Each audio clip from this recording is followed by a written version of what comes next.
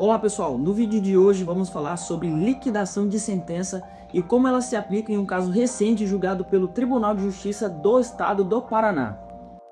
Vamos ao caso concreto. Trata-se de um agravo de instrumento movido por uma empresa e duas pessoas físicas contra o Banco Bradesco. O recurso foi apresentado no âmbito de uma ação monitória em fase de cumprimento de sentença. O ponto central da discussão foi se haveria necessidade de uma fase de liquidação antes da execução do débito. E o que seria a liquidação de sentença? Antes de seguirmos, vale lembrar que a liquidação de sentença é necessária quando o valor da condenação não está definido de forma exata na decisão judicial. O Código de Processo Civil prevê 3 formas de liquidação: por arbitramento, quando a sentença ou as partes determinam essa necessidade; por procedimento comum, quando há fatos novos a serem provados; por simples cálculos aritméticos, quando basta aplicar uma fórmula já definida para encontrar o valor devido.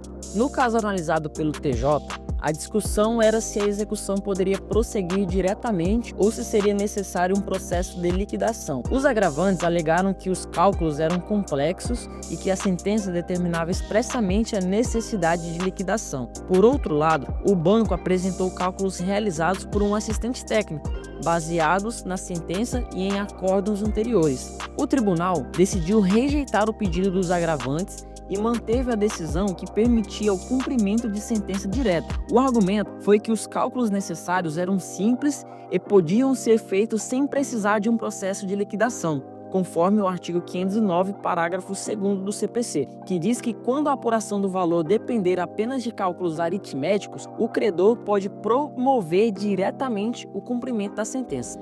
Esse caso é um exemplo de como nem sempre a fase de liquidação precisa ser utilizado no processo, porque às vezes o processo de apuração dos valores podem ser realizados por um processo bem mais simples, como no caso demonstrado. Isso acelera o processo e evita burocracias desnecessárias. Esse foi o nosso caso de hoje e até a próxima!